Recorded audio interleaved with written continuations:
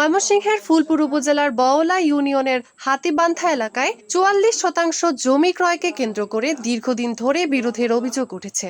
ভুক্তভোগী মোহাম্মদ এরশাদ খান দাবি করেছেন, ২০২১ সালে বৈধভাবে জমি ক্রয়ের পর দলিল খারিজ খতিয়ান সম্পন্ন করে নিয়মিত খাজনা পরিশোধ করলেও মতিউর রহমান এবং তার দুই ছেলে সাইদুল ইসলাম ও মোজাম্মেল হোসেন জমি দখলের চেষ্টা করছে এবং তাকে ভয়ভীতি দেখাচ্ছে।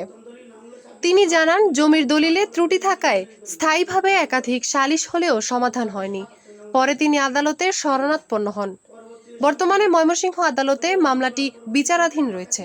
আদালত সূত্রে জানা যায়, মামলার অন্যতম আসামি মোহাম্মদ মুজিবুর রহমান দুলাল গ্রেফতার এড়াতে পলাতক রয়েছেন বলে আদালতের বিশ্বাস করার যথেষ্ট কারণ রয়েছে। এ কারণে আদালত তাকে নির্ধারিত সময়ের মধ্যে আত্মসমর্পণের নির্দেশ দিয়েছেন। অন্যথায় তার অনুপস্থিতিতেই বিচার কার্য চলবে। ভুক্তভোগী এরশাদ খান তার ক্রয়কৃত জমির দলিল দ্রুত সংশোধন এবং আইনের মাধ্যমে ন্যায় বিচার নিশ্চিত করার দাবি জানিয়েছেন। এ বিষয়ে অভিযুক্তদের বক্তব্য পাওয়া যায়নি। তাদের বক্তব্য পাওয়া গেলে তা প্রকাশ করা হবে। যেহেতু মামলাটি বিচারাধীন, তাই অভিযোগের বিষয়ে আদালতের চূড়ান্ত সিদ্ধান্তই প্রাধান্য পাবে। আমার নাম মোহাম্মদ এরশাদ খান, পিতার নাম মোহাম্মদ ইব্রাহিম খান, গ্রাম হাতিবান্ধা, ইউনিয়ন বওলা, থানা ফুলপুর, জেলা ময়মনসিংহ। আমি গত 7/6/2021 আমার প্রতিবেশী মুজিবুর রহমান দুলালের কাছ থেকে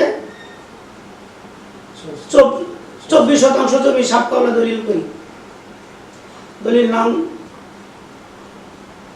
প্রথম দলিল নাম হলো 2677 নং সাপকাওলা দলিল মূলে দলিল করি। দলিল নাম হলো 2677 নং দলিল নাম্বার। পরবর্তী সময়ে মুজিবুর রহমান দুলাল পরবর্তী সময়ে আমার কাছে কিছুদিন যাইতেই 22/12/2021 আবার 12% জমি আমার কাছে বিক্রি করে। আমি তার কাছ থেকে জমি টাকা পয়সা লেনদেন ক্লিয়ার করিয়া দলিল দখল বুঝে নিয়ে এবং কি সাপকাওলা দলিল করি। দলিল নাম্বার হইল 6692। পরবর্তী সময় মুজিবুর রহমান দুলাল সাহেব আবারও 8% জমি বিক্রি করেন। 17/1/2022 তারিখে আমি আবার 8% জমি তারে টাকা পয়সা পরিশোধ করিয়া সাপকাওলা দলিল করি। দলিল নাম্বার হইল 376 নং। পরবর্তী সময়ে আমি এই জমিটা সরকারি ভূমি অফিসে কারিদের আবেদন করে আমার নিজ নামে বিআরএস অ্যাপয়েন্ট করি। 2022-23 এই জমি আমার একটা ভূমি অফিস থেকে একটা নোটিশ দিয়ে আমার বললো এই জমিটা তার। আমার বিবাদী সাইদুল ইসলাম এবং কি মোজাম্মেল তারা বললো। তখন আমি বললাম, তোমরা, আমি জানতাম মজিবুর আত্মীয়, কিন্তু তোমরা জমি আছে এটা তো তোমরা আগে বলো নাই। জমি মজিবুর সাহেব বিক্রি করার সময় তোমরা উপস্থিত ছিলা, তখন তো তোমরা এই কথা বলো নাই। কোনদিন তোমরা দখলেও দেখি নাই। মজিবুর সাহেব যখন বিক্রি করছে, আমি গ্রামের লোকজন নিয়ে আমি এই জমিটা কিনছি, তোমরা উপস্থিত ছিলা সেই কিনা বেচা, কিন্তু তখন তো তোমরা এই কথা বলো নাই। আমার নামে তো সাপকাওলা দলিল 3টা, আর এই দলিল মূলে দখল নিচ্ছি। দখলের পরে আমি সরকারিভাবে খাজনা দিয়ে পরিশোধ করে আমার নিজের নামে হোল্ডিং করছি এবং কি আমি ওই অর্থ বছর পর্যন্ত আমি এটা খাজনা পরিশোধ করে আসতেছি। এরপরে জমি যে জায়গাটা কিনেছিলাম, এই জায়গাটা পুকুর ছিল, পুকুর ভরাট করতে প্রায় আমার 1,20,000 টাকা খরচ হয়েছে। তখন তো তোমরা কোনোদিন এটা বলো নাই যে জমি তোমাদের। তখন আমার এই অবস্থা, তারা কথাবার্তা বললে তারা আমার একটু বিরক্ত হয়ে তারা বেঁকে গেছে। পরবর্তী সময় আমি জমি রাখার সময় যারা উপস্থিত আছি না, আমার গ্রামের লোকজন, তার সাথে এই বিষয়টা বললে বললাম যে আমি যে মজিবুর সাহেব দুলালের কাছ থেকে জমিটা রাখলাম, এই জমিটা তো গোপনে আর যাওয়া সে ছেলের নামে আগে লিখে দিয়ে রাখছি। কিন্তু মজিবুর সাহেব যখন জমিটা বিক্রি করে আমার কাছে, এই বলতো আপনারাও ছিলেন, মজিবুর সাহেব ছিলেন, আসিন, মজিবুরের ছেলের আসিন, তার দেওয়াসের ছেলে সাইদুল ইসলাম মোজাম্মেল তারাও উপস্থিত আসিন। কিন্তু তারা এতগুলো মানুষের, গ্রামের মানুষ এবং তার আত্মীয় স্বজনের উপস্থিতিতে এই জমিটা আমি রেখেছিলাম। এখন তারা আজকে আমার কারিজ বাংলার নোটিশ নিয়ে আমার বাড়িতে বলতেছে এই জমি তারা। এটা তো কীরকম হইলো? আমি জমি রাখলাম, মূল্য টাকা দেয়, এখন তো আমার এরকম হস্তক্ষেপ শুরু হয়েছে। এখন আমার কী করা? তো গ্রামের লোকজন আমার বললো যে তুমি একটা গ্রাম সালিশ দরবার ডাকবে, আমরা বিষয়টা বুঝি কেন এরকম করলো, তোমার কেন সিট করলো। তখন আমি একটা গ্রামের সালিশ দরবার ডাকবে। আমি বর্তমান 10 নং বওলা ইউনিয়নের চেয়ারম্যান মহোদয়কে এই বিষয়টা অবগত করি, জানাই এই সালিশ দরবারে চেয়ারম্যান মহোদয় উপস্থিত ছিলেন, আমার গ্রামের সকল মানুষ উপস্থিত আছে।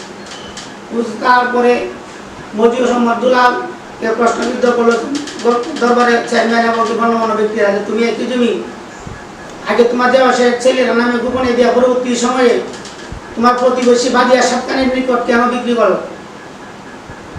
তো মজিউর সাহেব বললো, আমি যারা করেছি ভুল করেছি, আমি ভুল করছি, আমি এটা ঠিক করে দেবেন। তখন গণ্যমান্য ব্যক্তিরা বললো, কীভাবে ঠিক করবা?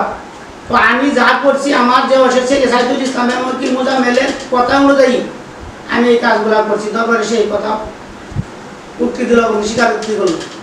আর কথার পরিপ্রেক্ষিতে চেয়ারম্যান মহোদয় এবং কি গ্রামের গণ্যমান্য ব্যক্তিরা জিজ্ঞাসা করলো সাইদুল ইসলাম মোজাম্মেলকে, যে তোমার কালু যে কথাটা বলতেছে তোমার নামে গোপনে দলিল নিয়ে পরবর্তী সময়ে তোমার কালুতে বলে বিক্রি করছে, তোমরা উপস্থিত আসলা, অথচ তোমাদের নামে দলিল আছে, এটা কেন স্বীকার করো নাই? আর তোমার কালু তোমাদের সামনে যুক্তি দিতেছে তোমাদের নামে দলিল গোপন রাখিয়া তোমাদের সাথে পরামর্শ করে তোমাদের উপস্থিতিতে এই জমিটা বিক্রি করতে, ঠিক কিনা? তখন তারা বলছে যে হ্যাঁ ঠিক, আমার কালু আমার সাথে কয়ে যাচ্ছে আমরা আসলে এটা অন্যায় করছি, ভুল করছি, আমরা এর সাথে 44% জমি আমরা দলিল করে দেব। দরবারে চূড়ান্ত এই সিদ্ধান্ত আসে। সিদ্ধান্ত আসার পরে দরবারে এই কমিটমেন্ট অনুযায়ী একটা ডেট দিল চেয়ারম্যান মহোদয় এবং কি গ্রামের গণ্যমান্য ব্যক্তিরা, এই ডেট অনুযায়ী সে আমরা দলিল করে দেয়। কিন্তু পরবর্তী সময় দেখা গেল ডেটের আগেই মজিউর রহমান দুলাল তার বাড়ি থেকে পলাতক এবং তার যে অসের ছেলে সাইদুল ইসলাম মোজাম্মেল এইদিকে আর আসা যাওয়া বদ্ধ, তারাও আর এইদিকে আসে না, তার বাড়ি হইল গিয়ে সাতপাই বনগ্রাম আলোয়াঘাটটা। তখন আমি আবার বিষয়টা চেয়ারম্যানকে গ্রামের গণ্যমান্য ব্যক্তি জানাইলাম যে আপনারা দরবার করলেন, আমার সাথে যে চিটটা করলো তার যে অসের ছেলেরা এবং কি মজিউর সাহেব, তারা অন্যায় অপরাধ স্বীকার করে দরবারে বললো আমার জমিটা দিয়ে দিব, কিন্তু আমার জমিটা তো দিচ্ছে না। তখন তো তারা আবার পলা করে। তখন এমন অবস্থায় যে মিসকেসটি আমার উপর একটা মিসকেস আমার কারিজ ভাঙ্গার করছি, এই মিসকেসটি আমি তারা পলাপত অবস্থায় সাইদুল ইসলাম মোজাম্মেল হক ফুলপুর থানা এসিল অফিসে মিসকেসটা শুনানি হয়েছে। মিসকেসের শুনানি প্রায় আদেশ আমার পক্ষে ছিলেন স্যার দিছে, কিন্তু এরপরেও আমি গ্রামের লোকজন এবং চেয়ারম্যান মহোদয় বললাম যে আমি উচিত ন্যায্য টাকাতে জমি কিনলাম, কিন্তু এরপর আমার জমি যেহেতু এরকম দুর্নীতি হয়েছে, তাহলে আমি একুরেটভাবেই সাইদুল ইসলাম এবং মোজাম্মেল যাতে আমার দলিল করে দেয় এই ব্যবস্থাটা একটু আমি বিচারটা আপনাদের কাছে রাখলাম। তখন তারা তাদের মাধ্যমে আবার এটা বসার একটা কিছুদিন পরে মানে বছর পানি পরে গিয়ে এটা এই আমার এই সিল অফিসের আয়ার পরে আবার বছর পানি পরে গিয়ে দিয়ে আবার একটা গ্রামের সালিশ দরবার হইল। সালিশ দরবারে অনেক কর্মকর্তারা উপস্থিত আছে, নেতাকর্মীরা আমার গ্রামের সহজ সরল দরিদ্র এবং কি যারা দরবার মেনটেন করে জ্ঞানী ব্যক্তিরা উপস্থিত আছে। তারা উপস্থিতিতে আবার এই সাইদুল ইসলাম মোজাম্মেল এবং কি তার কাল মজিউর রহমান দুলাল এ দরবারে উপস্থিত। তারা আবার বললো যে আমরা এর সাথে জমিটা লেখা দিয়ে দেন, এটা মজিউর সাহেব দুলালে বললো। কিন্তু আজকে আগেও একদিন একটা সালিশ দরবারে আমি এই কথাই বলেছিলাম যে আমি যা করেছি ভুল করেছি, কিন্তু যার কথাই করেছি তারা এই দরবারে উপস্থিত সাইদুল এবং মোজাম্মেল, তারা হলো আমার যে এসেছে, তারা কথা অনুযায়ী আমি প্রতারণা করেছি। কিন্তু আজকেও তাদের উপস্থিত করছি, তারা এই ঝামেলাটা এর সাথে জমিটা পরিষ্কার সাততলা দলিল বলে যেভাবে বৈধতা পায় এইভাবে লিখে দিব, আপনাদের মাধ্যমে লিখে আবার উপস্থিত করব। এবং এই কথার পরিপ্রেক্ষিতে সাইদুল ইসলাম দরবারে গণ্যমান্য ব্যক্তির সামনে আবার সে উক্তি দিল যে আমি এরশাদের জমি লিখে দিতে আমি বলছিলাম আমি এই ভুলটা আর করবো না, আমি এরশাদের কোনো দোষ নাই, এরশাদ জমি পরিষ্কার জমি দিয়ে রাখছে, আমার কালো আমার জানা এই বেচছে, যাই হোক আমি অন্যায় অপরাধ করছি, আমি তোমার দৃষ্টিতে আমার মাফ করে দিবা না, আর এরশাদে আমি জমি লিখে দেব। কিন্তু পুনরায় এই দরবারের এই ডেট পাঞ্চাল করে 25-এ আবার গেয়ে আমার একটা মিস মোকদ্দমা আমার ওয়ার করলো কারিজ বাংলার উপর ফুলপুর অফিসে, কি আবার বাদিয়ে সাইদুল মোজাম্মেল আবার বাদিয়ে একটা মামলা দিছে। তখন আমি এই বিষয়টা আবার আমাদের এই ইউনিয়নের চেয়ারম্যান এবং গণ্যমান্য ব্যক্তিরা আমার গ্রামের সহজ সরল সবাই জানাইলে তারা আমার পরিবেশ ধরে যে রাসায়নিক পাচ্ছে তোর তো ওই জমি কেনার পরে অনেক টাকার হস্তক্ষেপ হইতেছে, তখন কি করা, তুই এক কাম কর, তোরা তো বাইরে রুখে খালি রাখতেছে জমি দেয়ালবো সালিশ করলে কই দেয়ালবো, তোরা তো বড় করে দেয় না, তুই না আইনের আসছই নেই, তোর এইভাবে থাকলে হইতো না। তখন আমি এই গ্রামের গণ্যমান্য ব্যক্তিরা এবং কি সহজ সরল যারা আমরা বাস করি গ্রামে, তার উপস্থিতিতে আমি তার এই কথা অনুযায়ী আমি মহসিন জুডিশিয়াল ম্যাজিস্ট্রেট করে একটা মামলা করি। আমার মামলার কেস নাম্বার হলো 790 এই মামলা অনুযায়ী আসামিগণরে মামলা তারা তো মামলা করার পরেও তারা জানার পরেও তারা মামলাতে তারা কোনোদিন উক্তি দেয় না, ছাড়া দেয় না, তারা কোর্টে আসে না। এরপরে এক পর্যায়ে কোর্ট দেয় তাদের নামে নোটিশ করছি, নোটিশও তারা প্রত্যাখ্যান করছে, নোটিশও তারা আসে না। পরে কোর্ট থেকে তাদের নামে ওয়ারেন্ট হল। ওয়ারেন্ট হলে আমার 1 নম্বর আসামি সাইদুল ইসলাম, 2 নম্বর আসামি মোজাম্মেল হক তারা গ্রেপ্তার হইল। গ্রেপ্তার হওয়ার পরে তাদের জামিন চাইলো, তাদের উকিলের মাধ্যমে উকিল জামিন চাইল। উকিল তাদের অনেক কৌশলের মাধ্যমে জামিন চাইলো। শেষাবেলা তাদের জামিন হয়েছে যে বাদীর সাথে বাদী সরকারের সাথে আসামিরা উক্তি দিল যে আমরা আবুস করবো, এই শর্ত মোতাবেক আমার জামিন দেন। তারা একটা আবুসের শর্তে জামিনে দেয়। আবারও চেয়ারম্যানের মাধ্যমে আমাদের এলাকায় হাতিবান্ধা মৌজার পালপাড়া বাজারে বসে একটা সালিশ দরবার হয়েছে অনুমানিক বেলা 11টায়, 12 ঘটিয়ায় 11টা না 12 ঘটিকায় অনুমান। এই দরবারে মিনিমাম 150-200 লোক উপস্থিতির মাধ্যমে একটা দরবার হয়েছে।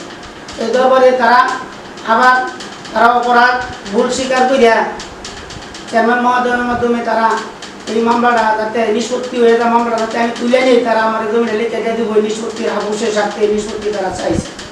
কিন্তু চেয়ারম্যান মহোদয় বলছে তোমরা আগেও 2টা দরবার আমার সাথে নিয়ে একটা দরবার করছো, পরে গ্রামের মানুষ নিয়ে একটা দরবার করছো, কিন্তু তোমরা জমিটা লিখে দিবা কই আর দিছো না। কিন্তু এবার যদি লিখে আগে দিতা তাহলে তো এই বেচারা গিয়ে দ্বিতীয়বার কোর্ট পর্যন্ত যাইতো না, মামলা করতো না। কিন্তু তোমরা এখন কোর্ট থেকে আইছো, তোমরা কথা যদি ঠিক থাকে কেন গ্রামের সকল মানুষ 150-200 মানুষ উপস্থিত, সকলেই তোমার যে চিঠাইটা তোমরা করছো, তোমার কথাই তোমার কালু দ্বিতীয়বার মজুর রহমান দুলাল এরশাদের কাছে জমিটা 3টা দলিল মূল্যে বিক্রি করছে। কিন্তু তোমরা যদি উক্তি না দিতা মজুর রহমান দুলাল তোমার কালু জমিটা দ্বিতীয়বার এরশাদের কাছে বিক্রি করতে পারতো না। তোমরাই তার হাতে তোমার কালুর হাতে ষড়যন্ত্রটা গোপনে তোমরা পরামর্শ করে করছো। তোমার কালু মজুর রহমান দুলাল এবং তুমি সাইদুল ইসলাম, তুমি মোজাম্মেল, তোমরা এই টাকা ভাগ বটোয়ারা করে নিছো তোমাদের নামে, নিজের নামে দলিল গোপন রেখে। কিন্তু এবার যেহেতু কোর্ট থেকে তোমরা আইসো, সত্যি সত্যি তোমরা মীমাংসার লক্ষ্যে আইসা থাকো, তাহলে কোন দিন জমিটা দলিল করে দিবে এই কথা বলো।